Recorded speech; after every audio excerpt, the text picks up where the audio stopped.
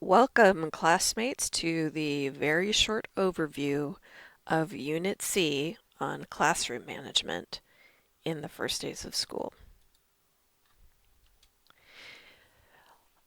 Chapter 11 discusses background information about classroom management and why classroom management is the number one thing that you need to do to have a good, productive year for both yourself and your students. The main element to good classroom management is creating and establishing and rehearsing procedures and routines to provide structure. Before school starts, you should think about any processes that you can anticipate that you and your students will do more than once, and create procedures for them before school starts. Chapter 12 talks about how you have to be ready. Basically, this involves a lot of upfront planning. Plan before school starts so that on the first day of school, your room is ready. You have a seating plan. You have decided what procedures you're going to go over. You have lessons in place ready to go as soon as those kids sit down. You have a method to record your grades and take attendance, and you are ready with a script and a good attitude.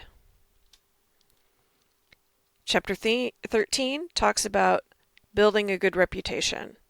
It precedes you, as should your contact with both parents and students before school starts. So the idea here is to introduce yourself and your classroom expectations before kids get to school. This will allow them to be more comfortable. They will be prepared in advance to know a little of what you expect, and there will be an easier field to sow in terms of the ideas you want to plant on the first day. And you should definitely continue that contact with parents who you don't see every day throughout the year. They really appreciate it, and they can help you. You also want to start the year as you intend to continue. So you want to have a friendly greeting for your students on the first day of school with you at the door. You want to have them be able to see their names, know that they're in the right place, and know anything they need to know about what you expect before they go in the door.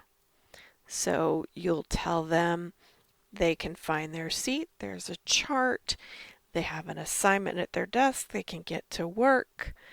You expect them to quietly go to their seats after they put their things away, but you tell them at the door before they step in so that as soon as they get in, they can get to work. You need to be sure that you have a clear, understandable seating plan. Labels for the desks should be visible, but they don't have to be permanent. And there should be a whole chart for the class to look at so they can orient themselves within the room. Of course, any seat assignments or arrangements should be done with effective communication in mind and to minimize disruptions. So you don't want to put everyone in the class facing with their backs to you, for instance. And you're going to change that as you need to depending on the activity. You have to have the students get to work first every day. Don't do roll first. Don't discuss the weekend. Get them to work. Post a do this first assignment before they arrive so that as soon as they sit in their seat, they can look where they expect it to be and understand what they need to do. When you do take roll, it should be after everyone is in their seats and working, and then you can do it silently without interrupting the class. Silent procedures like taking the roll by checking the desks against your chart minimize disruptions. Anytime class gets interrupted, you're not teaching. So you want to make sure you use silent procedures wherever you can to quiet your class or for students requesting help, whatever, so that there aren't any interruptions to your teaching time. In terms of what you want to keep track of throughout the school year, it's probably going to be more than you anticipate, but try to anticipate it and know that you will at least need to track attendance. You need to track scores, not just for tests, but for projects and papers and everything the kids do. And you'll want to keep a running total for each kid's grade. That way, at the end of the semester or the grading period, you aren't going to be scrambling to calculate grades. You'll just be able to take the last one in the list. Your records should make it easy for you to see what your students are doing and how well they're doing at it anytime you open your grading book or your grading program.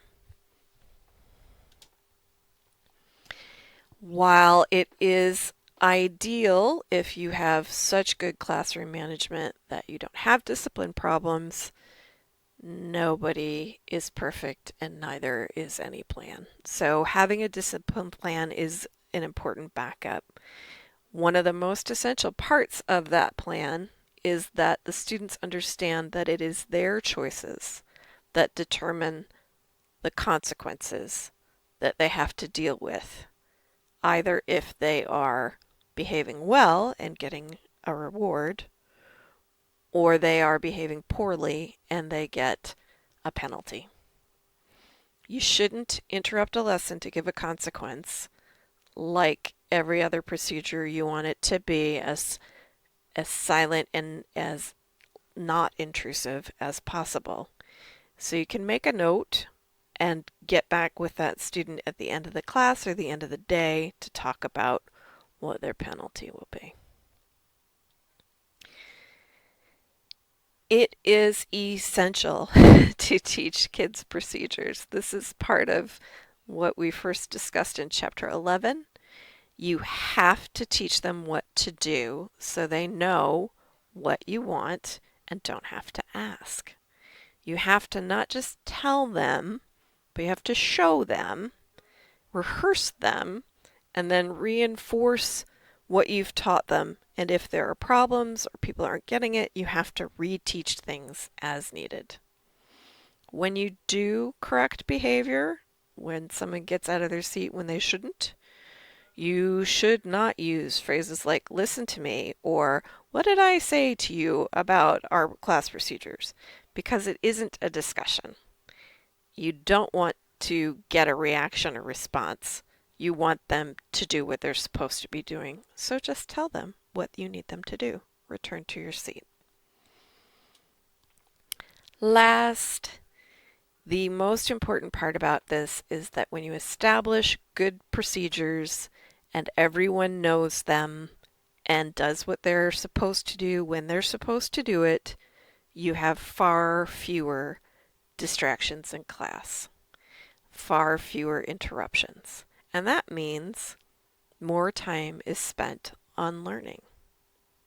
So if you make your classroom procedures and routines as consistent and organized and predictable as possible for every conceivable situation, and you rehearse your kids so that they know what to do for any kind of time of the day or activity or transition, life will be much easier for everyone.